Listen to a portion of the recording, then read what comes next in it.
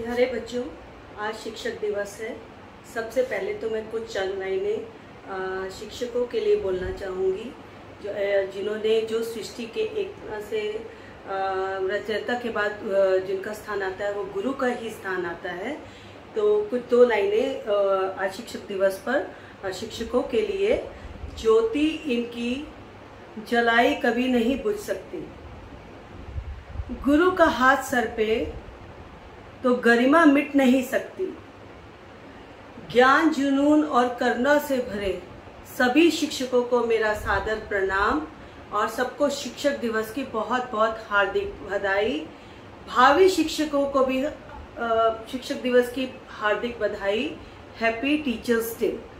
इसी अच्छे नोट्स के साथ आज हम लोग शुरू करेंगे आपका जेटेट का जो आपका एग्जाम आने वाला है, उसी इसके विषय में आगे का जो टॉपिक है, problems of teaching English in India. तो बच्चों, जैसे कि आप जानते हो कि इंग्लिश जो है, English is the second language in India.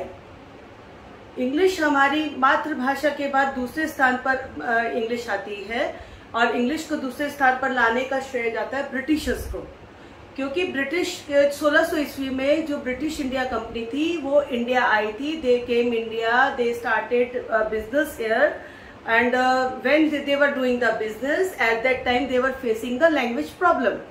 The language was a major challenge for them, for Indians also. So they think over it and they started mission schools in India, and in that schools they have given the priority to English language. For they want that the Indian people think in English, walk in English and talk in English.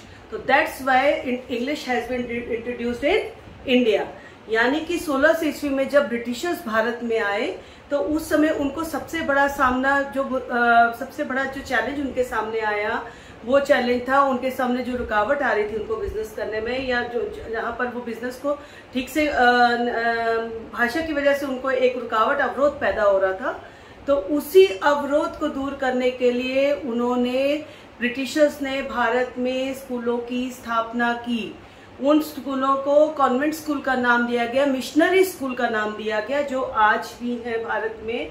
और वहां पर main priority क्या थी, सबसे ज्यादा प्राथमिकता क्या थी, सबको इंग्लिश लैंग्वेज, जहां वहां पढ़ने वाले बच्चों को इंग्लिश लैंग्वेज सिखाना। ऐसा उन्होंने क्यों किया? Why they have done so? Why they have insist on teaching English in Indian schools? Because there was for academic part, for management, for administrative work, they need a people who can do the work. So for that reason only they introduced English in India. They think over it and plan to teach English in India to the Indian people. यानी कि उनको जो कार्यालय से संबंधित काम थे, जो उनको शिक्षा के क्षेत्र में जो अपने विचार जो समझाने थे भारतीयों को, तो उनको समझाने के लिए वो अपनी भाषा में ही समझा सकते थे ब्रिटिशर्स। और अपनी भाषा में समझाने के लिए उनको सबसे बड़ी क्या समस्या थी कि भाषा की समस्या। तो अपने विचारों को समझाने के लिए भी उन्होंने इस इनिशिएटिव को लिया, इसकी शुरुआत की कि भारतीय स्कूलों में भारतीयों को इंग्लिश लैंग्वेज पढ़ाई जाए। इसीलिए हम इंग्लिश को फॉरेन लैंग्वेज मानते हैं, विदेशी भाषा मानते हैं, और इसीलिए हम ऐसा भारतीय अंग्रेजी को जो है ब्रिटिश काल में प्रथम स्थान था, परंतु जब भारत आजाद हुआ 1947 में, after independence it has taken the second place, यानी कि इंग्लिश दूसरे स्थान पर आ गई। तो ये तो हुई हिस्ट्री की बात कि इंग्लिश लैंग्वेज भारत में आई कैसे, उसको कैसे स्थान मिला। अब हम यहाँ पर बात करेंगे कि अब जो इंग्लिश लैंग्वेज जो है वो हमारी लैंग्वेज तो है नहीं, घरों में ज़्यादातर बोली जाती नहीं है, साउथ इंडिया में बोली जाती है, वहाँ के बच्चे इसमें निपुण हैं। पर भारत में जो नॉर्थ इंडिया में और बाकी जगहों पर इंग्लिश को कहीं ना कहीं इंग्लिश आज भी एक चैलेंज है। तो यहाँ पर हम बात कर रहे हैं आपके जेटेट के जो एग्जाम में एक टॉपिक आने वाला है, problems of teaching English in India. तो कुछ पॉइंट्स है, इसको हम लोग डिस्कस करेंगे कि ये आखिर कौन कौन से ऐसी चैलेंज है जिसकी वजह से जो इंग्लिश को पढ़ाने में मुसीबत, रुकावट आती है। तो पहला अगर हम बात करेंगे, neglecting the aim of teaching English, ठीक है। तो यहाँ पर अगर हम बात करेंगे what is the negligence, the teachers and the students, they don't know the actual aim of learning and teaching English. They don't know in India what is the main we can say what is the main aim of teaching English in India. So what they usually do, so at the time they just want to pass the exam. They don't know why they are learning the English, so they just want to pass the exam. And that's why the main purpose of teaching English है that has been neglected in India. यानी कि जो उनको ये नहीं पता है कि हमको इंग्लिश क्यों पढ़नी है, उसका मुख्य उद्देश्य क्या है। स्टूडेंट्स को लगता है कि खाली हमने एग्जाम पास करना है, टीचर को भी लगता है कि मुझे बस किसी तरह बच्चों को एग्जाम पास कराना है। तो जो मेन मुख्य उद्देश्य है वो उद्देश्य जो है उसके बारे में जानकारी ना होने के कारण भी एक बहुत बड़ी समस्या आती है इंग्लिश को पढ़ाने में भारत में, क्योंकि इतनी तवज्जो नहीं देते हैं ना टीचर्स ना स्टूडेंट्स, इंग्लिश लैंग्वेज को बहुत ज़्यादा प्रायोरिटी पे नहीं रखते हैं। ओके, अगर हम दूसरी बात करेंगे place of English in school curriculum. अगर हम स्कूल करिकुलम की बात करते हैं तो अगर आप देखते हैं पाठ्यक्रम, करिकुलम मीन्स क्या हो गया, पाठ्यक्रम, तो या सिलेबस हो या करिकुलम की बात करें तो पाठ्यचर्या, पाठ्यक्रम में भी क्या है, they are not giving a proper place, the schools या management are not giving the proper place to English in its school curriculum, ठीक है। It's just a part of, it is just they are treating it as like a subject, okay, and they don't know from which up till now it is there is a confusion that up till which section the English language should be taught. That is the main problem in India. And up to which class it should be last, कि कब से शुरू किया जाए स्कूलों में पढ़ाना English को, कब इंग्लिश को खत्म किया जाए, ये बहुत बड़ा एक आज भी कंफ्यूजन है इंडिया में।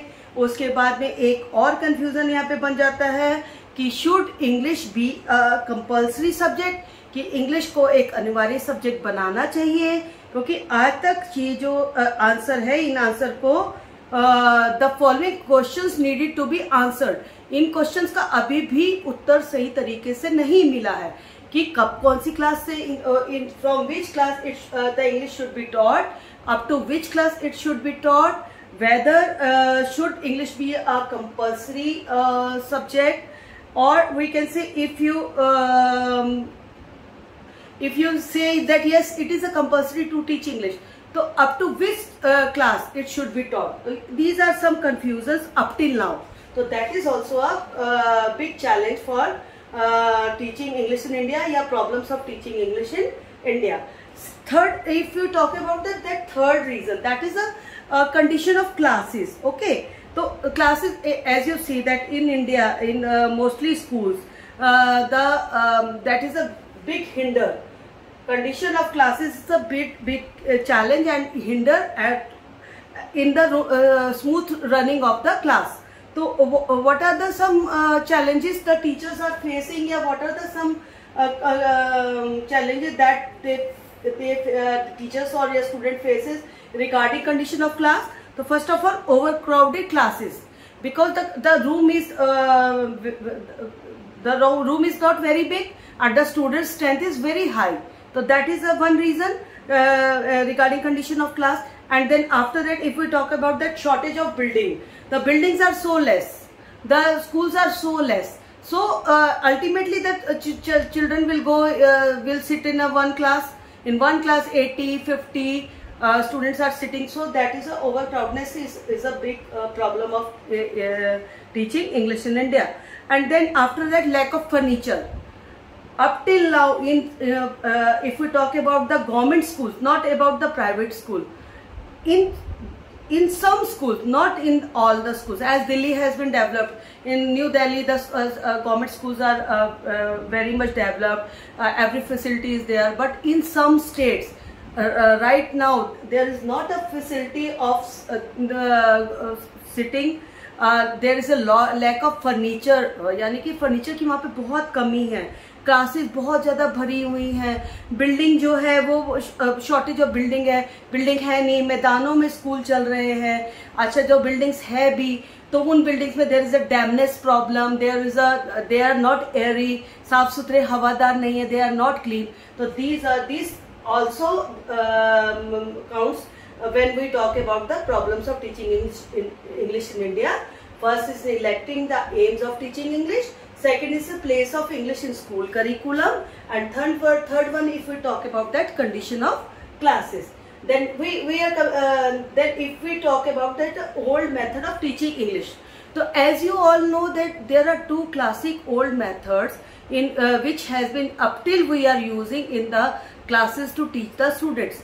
First, as we have already I have told you that translation come grammar method, यानी कि अनुवाद के द्वारा पढ़ाना, और दूसरा जो मेथड है that is a direct method.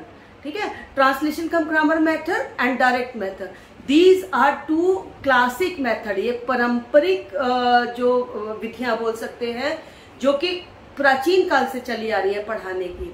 तो यहाँ पर अगर हम बात करेंगे कि इसी ओल्ड मेथड के हिसाब से पढ़ाई हो रही है, as you have seen that lot of research has been done and the new approaches have been introduced like communicative approach या structural approach, and but up till now teachers are teaching by the old classic method. So that is also a problem of teaching English in India, because the teachers are trying to teach by those methods, but the base of the students is not so good, na. So that's why they teach by old method of teaching English. So that is also a problem. And then if we talk about the next point, that is a low standard of textbooks. As the textbooks are required, so according to if we talk about the textbooks are needed of high standard, right? High standard, but there is a problem because the selection and gradation of vocabulary, okay, good printing is not there, genuine illustrations are not there, suitable subject matter is not there in these books. So these are also a problem that teacher faces while teaching and the students faces while they are reading. So language and style, language is so tough because the Britishers has introduced English language. So the language standard is so high, so that is not understandable to the students, right? And then if we talk about that the style is also written in that Roman and British language, so that is also a problem. And then relevance is not there according to the topic. Relevance according to the topic is also not there. And then if we talk about that exercise and glossary, this is also not introduced in these some textbooks. तो अगर हम बात करेंगे कि लो standard of text book की बात करेंगे, तो जो टेक्स्ट बुक्स प्रिस्क्राइब की जाती हैं बच्चों को, या तो उनकी लैंग्वेज स्टैंडर्ड बहुत हाई है, उनके जो राइटिंग स्टाइल है वो ब्रिटिश स्टाइल है, या फिर जो वोकैबुलरी है वो बच्चों की शब्दकोश जो है बच्चों की समझ से बाहर है, या फिर अगर हम बात करेंगे जो उसमें एक स्टैंडर्ड्स के हिसाब से कि फर्स्ट स्टैंडर्ड के लिए किस तरह की बुक होनी चाहिए, सेकंड स्टैंडर्ड के लिए किस तरह बुक होनी चाहिए।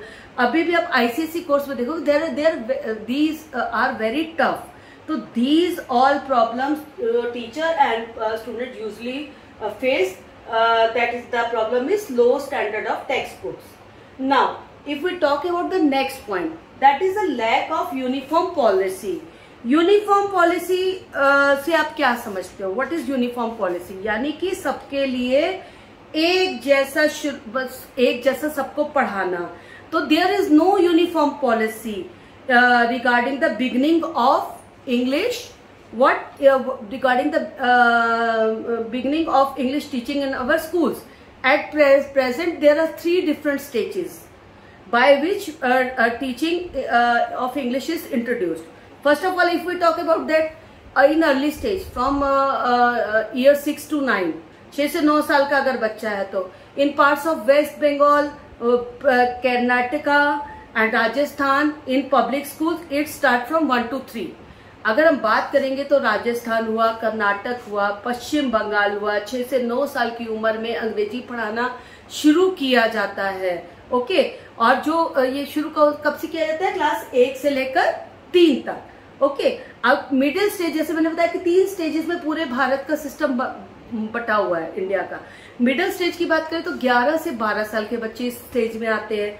अब इस स्टेज में क्या है? इस स्टेज में वेस्ट बंगाल के कुछ पार्ट हो गए, कश्मीर हो गया, उड़ीसा हो गया, दिल्ली हो गया, मध्य प्रदेश हो गया, उत्तर प्रदेश हो गया। यहाँ पर क्या है? लास्ट के जो जैसे 12th के जो सेकेंडरी एजुकेशन होती है उससे पहले 4 साल पहले इसको इंट्रोड्यूस किया जाता है, यानी कि 8वीं कक्षा के आसपास कह सकते हैं। उसका तीसरी अगर स्टेज की बात करेंगे तो वो 14 साल की स्टेज होती है। Third stage is age of 14 years. कुछ स्टेट्स ऐसी है, in some states like Gujarat हो गया, फिर उसके बाद में आपका गुजरात के बाद अगर हम बात करेंगे इंग्लिश, ये क्या बोलते हैं, इंग्लिश जो है वो कब पढ़ाई जाती है? 4 साल। सेकेंडरी स्कूल के से पहले जो 4 साल, लास्ट के जो 4 साल होते हैं ना, उन सेकेंडरी एजुकेशन के लास्ट के 4 साल उसमें इंग्लिश पढ़ाई जाती है। तो यहाँ पर ये जो रिजल्ट होता है जिसको हम लोग बोलते हैं हॉच पॉच ही हो गया। कोई स्टेट में ऐसे पढ़ाया जा रहा है, कोई स्टेट में ऐसे पढ़ाया जा रहा है, किसी स्टेट में ऐसे पढ़ाया जा रहा है, कहीं पर 6 से 9 साल का पढ़ाई शुरू हो गया, कहीं 11 से 12 साल में इंग्लिश शुरू हो रही है, कहीं 14 साल में शुरू करें। तो इस हॉच पॉच की जगह से क्या है, बहुत कंफ्यूजन की स्थिति उत्पन्न हो जाती है। It becomes so confusing for a teacher as well as student, and it also affects the progress of a child, कि चाइल्ड की जो प्रोग्रेस होती है, उसकी जो विकास होता है, उस पर भी रुकावट होती है ना। तो अगर हम अगले पॉइंट की बात करें तो समझ में आ गया। तो एक यूनिफॉर्म पॉलिसी होनी चाहिए, यानी कि पूरे भारत में एक जैसी शुरुआत करनी चाहिए, एक जैसा मतलब उम्र से ही इंग्लिश पढ़ानी चाहिए। ऐसा भी ये प्रॉब्लम बहुत ज्यादा आती है भारत में इंग्लिश पढ़ाने के दौरान। अब अगर हम बात करेंगे अगली प्रॉब्लम की, तो less use of audio visual aids. तो जैसे कि आपको पता है, if you wants to make the chapter interesting, if you want to make students attentive, if you want to raise the interest of a child, यानी कि अगर बच्चे में इंटरेस्ट, रुचि जगानी है, अगर बच्चे को जागरूक बनाना है, अगर बच्चे को आप चाहते हैं कि बच्चा हमारे साथ जुड़े, समझे, बीइंग अ टीचर, तो सबसे ज्यादा जरूरत किसकी पड़ती है? जिसको हम लोग TLM बोलते हैं, टीचिंग लर्निंग मटेरियल, यानी कि उसी में आता है ऑडियो विजुअल एड्स, यानी कि दृश्य श्रवण सामग्री। दृश्य श्रवण सामग्री की अगर हम बात करेंगे तो ऑडियो की अगर हम बात करेंगे तो जैसे रेडियो है, ट्रांजिस्टर, ये आपका टेप रिकॉर्डर है, तो उससे बच्चे को सुनाने से भी बच्चे का इंटरेस्ट जागता है कि क्या बताया जा रहा है। विजुअल एड में क्या किया, जो दृश्य सामग्री जिसको आप देख सकते हो, जैसे कंप्यूटर के थ्रू पढ़ा दो, आप लैपटॉप के थ्रू पढ़ा दो, या आप टैब आजकल आ गए, टैब के थ्रू पढ़ा दो, या फिर आप मॉडल या चार्ट की तरफ पढ़ा दो, ब्लैक बोर्ड वर्क करके दिखा दो। तो ये सब TLM जो है बहुत, they are very effective in teaching English. But in India there is a scarcity, यानी कि इंडिया में बहुत कमी है इन चीजों की। तो इस वजह से भी क्या है, अगर if it is available, flannel board है, ब्लैक बोर्ड है, मॉडल है, पिक्चर्स है, the teachers does not make use of it, teacher use ही नहीं करते हैं। तो इस वजह से भी बच्चों में क्या है, ये एक समस्या आती है इंग्लिश पढ़ने की। उसके बाद अगर हम नेक्स्ट पॉइंट की बात करेंगे, लैक ऑफ इफेक्टिव टीचर्स। तो एज यू नो कि if you want to teach students, तो the teacher should be of B.Ed level or D.LEd level, or entity should be there. But in India, there is a scarcity of good trained teachers, like जैसे कि lack of adequate training of B.Ed level teachers, वो कह सकते हैं teachers who had not opted teaching of English at the B.Ed level, मतलब उनका honours नहीं होता B.Ed लेवल तक, वो लोग इंग्लिश को नहीं चुनते हैं। +2 तक पढ़ लिया इंग्लिश किसी तरह, या 10th तक पढ़ लिया और 12th तक भी पढ़ लिया थोड़ा सा, फिर उसके बाद वो क्या करते हैं, अपने ऑनर्स ले लेते हैं, साइंस ले लिया, मैथ्स ले लिया। तो इंग्लिश के टीचर्स की कमी है, तो ये भी एक प्रॉब्लम होती है। उसके बाद में lack of initiative innovation in teachers, कि टीचर्स जो है ज्यादा इनिशिएटिव नहीं लेते हैं, दे डोंट टेक इंटरेस्ट, मतलब कि ठीक है इंग्लिश हो गया, इंग्लिश पढ़ाना है, जैसे तैसे पढ़ा दिया। तो उस वजह से भी क्या होता है, जब तक टीचिंग इफेक्टिव नहीं होगी, if the teaching is not effective then how they it will effect the students performance, कि जब आपकी टीचिंग ही इफेक्टिव नहीं है तो टीचर्स तो स्टूडेंट की परफॉर्मेंस पे तो ऑब्वियसली असर पड़ेगा, है ना। इसी तरह अगर हम बात करेंगे, इसी में थोड़ा सा एक और पॉइंट को अगर हम ले लेते हैं, traditional exam system, lack of proper teacher education. Okay, तो अगर हम इसकी बात करते हैं, प्रोसेस को अगर हम बात करें और पॉइंट्स की, तो वही है ट्रेडिशनल एग्जामिनेशन सिस्टम, ये भी एक प्रॉब्लम है। ट्रेडिशनल एग्जामिनेशन सिस्टम की अगर हम बात करें तो ये भी एक प्रॉब्लम है टीचिंग इंग्लिश इन इंडिया। कैसे ये प्रॉब्लम है कि only examination has been taken in the form of oral and oral, है ना, with oral, and written test is not used by the teachers. Teachers क्या करती हैं कि सिर्फ, क्योंकि इंग्लिश में वो लोग इंटरेस्ट उतना लेते नहीं क्योंकि सेकंड लैंग्वेज है, तो ओरल एग्जाम पे ज्यादा जोर देते हैं। तो the new method of examination with oral and written test is not used by the teachers, that is also a very big problem of teaching English in India, क्योंकि बच्चे सीखेंगे कैसे, how their foundation will be sound. Okay, उनकी foundation कैसे अच्छी बीतेगी, अच्छी कैसे होगी। उसके बाद अगर हम बात करेंगे lack of proper teacher education, next point अगर हम बात करें, lack of proper teacher education. अब यहां पर बात करेंगे टीचर एजुकेशन की। टीचर एजुकेशन मतलब क्या, अगर हम बात करें डीएलएड एंड बीएड। ओके, तो यहां पर अगर आप देखेंगे कि the colleges are there, institutions are there, teaching is going on, but the teaching at which level it should be go through, it is not happening. The training is not as appropriate as it should be. So that is also a major problem of teaching English in India. If the teachers training is not good, how could these teachers will train the other upcoming teachers? So the lack of proper teacher education is also a big hurdle. Okay, and if we talk about that last point, lack of suggestive corrections. Okay, lack of suggestive corrections. What do you understand by lack of suggestive corrections?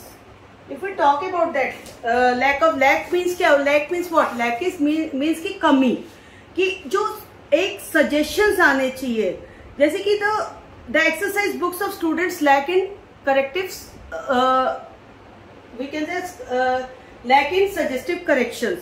All the exercises of students should be corrected through the correct form from the mistake should be written. Like if the teacher is the child has written in his or her textbook, that is a if we talk about the discipline, that is a one word, discipline. But due to some reason, as the student's foundation is not so sound, he has done the wrong spelling. Okay, so teachers are also not trained that if he has written like this, ठीक है, तो that is a wrong spelling, ना. So the teachers are also, they are not trained. The proper education is not with them. They are not. They have not done the proper training. So they will also do these kind of mistakes. They will not correct as the correction should be done by them. They usually don't do. So that is also a major problem of teaching English in India. If we are not teaching them correct vocabulary, not correct spellings, they are writing with the intonation they don't know, the rhythm they don't know, how they will learn English language in India. Already that is a foreign language. They are not brought up with this language. They are brought up with their mother tongue. So these are some problems I have discussed with you. These problems they usually Indian students face. So जैसे कि मैंने आपको बताया कि ये सब points जो मैंने आपको बताया कि जैसे कि प्रॉपर कक्षा की कमी है, बैठने के स्थान की कमी है, बिल्डिंग्स का इंफ्रास्ट्रक्चर की कमी है, उसके बाद negligence of the aim of the teaching English in India की क्यों पढ़ाया जा रहा है यही बच्चों को नहीं पता, टीचर को ही नहीं पता, बस एग्जाम लेना है, पास करना है, सब्जेक्ट पास कर जाना है। तो ये जो छोटी छोटी प्रॉब्लम्स है, सजेस्टिव करेक्शन की टीचर सजेशन ही नहीं देती है कि क्या करेक्शन करनी है, तुमने यहाँ पे क्या गलती की है, टीचर कॉपी चेक करके वो करेक्शन ही नहीं कर पाती है। तो यही सब प्रॉब्लम्स की वजह से क्या होता है कि इंग्लिश जो है उसको पढ़ाने में, अंग्रेजी शिक्षण में भारत में क्या आती है, बहुत कमी आती है। हालांकि हमारे जो शिक्षक हैं they are doing very well, they are trying their best and they are trying to improve themself, but still the problem is there. वो लोग अपनी तरफ से पूरी कोशिश कर रहे हैं। अभी इंग्लिश का विकास बहुत हो चुका है क्योंकि इंग्लिश लिंक लैंग्वेज बन चुकी है, लाइब्रेरी लैंग्वेज बन चुकी है, परंतु कहीं ना कहीं कुछ ना कुछ प्रॉब्लम्स एराइज हो ही जाती हैं। तो अगर हम इन प्रॉब्लम्स को दूर कर लेते हैं तो इंग्लिश हमारे भारत में भी हमारे स्टूडेंट्स इंग्लिश में कहीं पर भी पीछे नहीं रहेंगे। इसी गुड नोट के साथ आज का आपका जो चैप्टर है वो मैं समाप्त करती हूँ और फिर से आपको एक बार हैप्पी टीचर्स डे। आप मेरे चैनल को रोज देखिए, आपको नई नई इन्फॉर्मेशन मिलेगी। प्लीज लाइक कीजिए, शेयर कीजिए, सब्सक्राइब कीजिए। जो भी आपके फ्रेंड्स हैं वो जेटेड की तैयारी कर रहे हैं, इवन सीटेड की भी तैयारी कर रहे हैं, तो उसमें भी ये सब ये पेडागोजी ऑफ इंग्लिश तो that is a common topic, तो ये सबके लिए बेनिफिशियल है। तो प्लीज इसको देखते रहिए और फिर से once again happy teachers day, good day, keep watching, bye.